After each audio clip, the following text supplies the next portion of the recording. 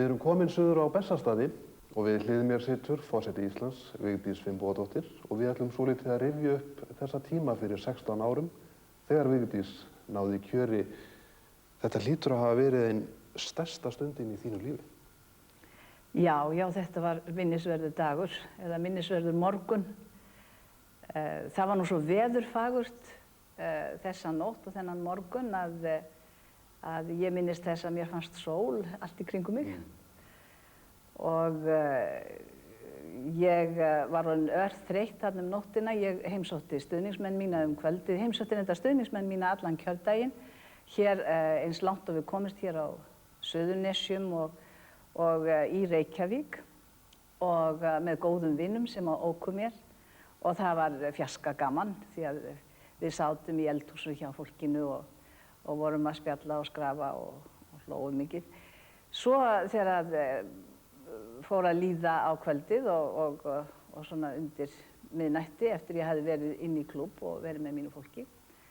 Þá fór ég heim og þar var mín fjölskylda og ég var orðin mjög örþreytt og þeir segja við mig, farðu nú bara og legðu þig.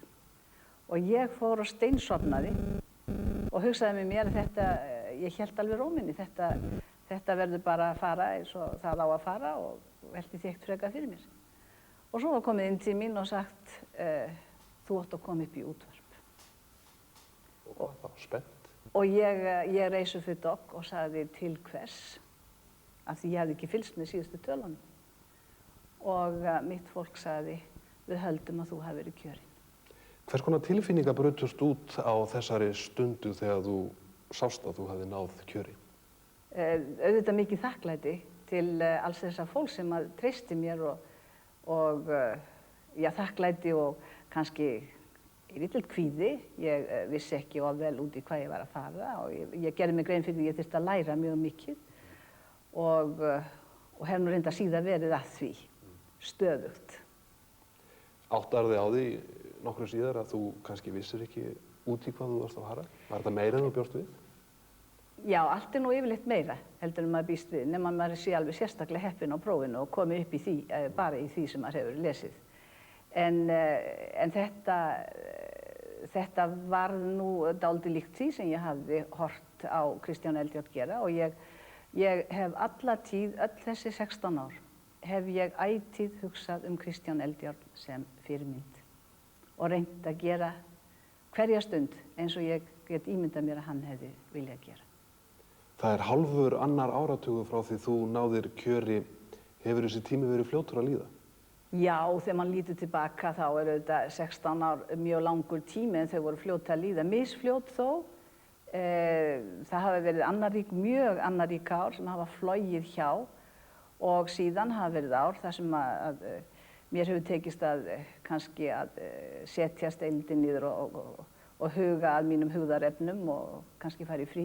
En ég hef nú lítið farið í frí á þessum árum og ég held að fólk gerir sér ekki almennt grein fyrir því hvað þetta er geysilega mikið starf.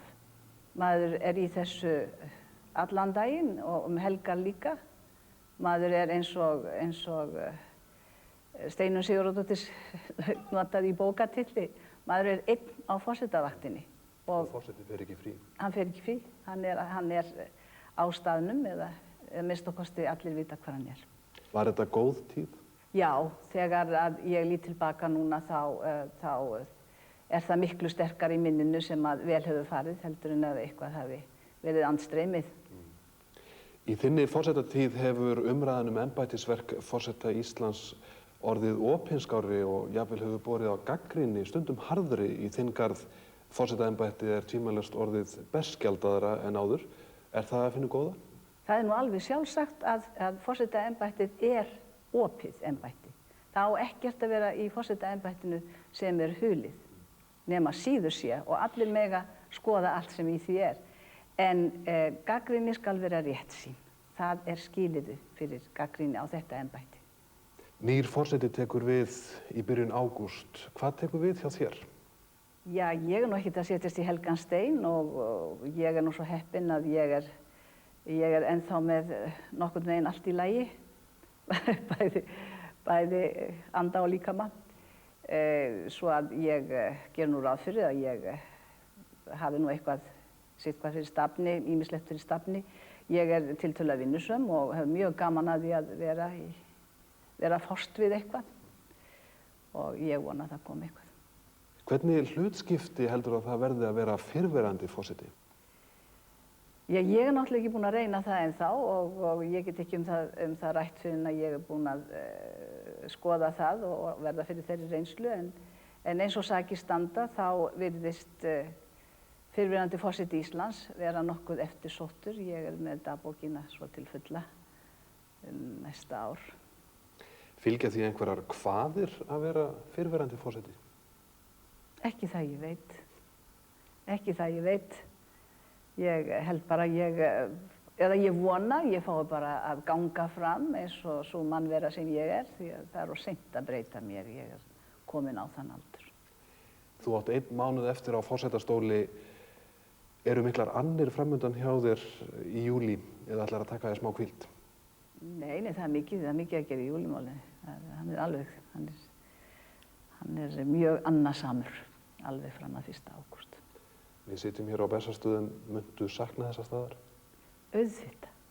Það er ekki hægt að vera með stað eins og Bessastöðum og með þessari jörð og þessu yndislega umhverfi hér án þess að sakna þess. En ég er nú ekkert farin af Íslandi, svo mér er það létt verk að ganga hér suður á Nes án þess að ég sé að hnýsast í nokkurn hlut hér. Ég kem eins og aðrir Íslendingar til með að vita af Bessastöðum og hafa þá fyrir augunum ef ég nálgast á þann veg að það sé hægt. Við þökkum Vigdísi forseta fyrir og kveðjum héðan að Bessastöðum.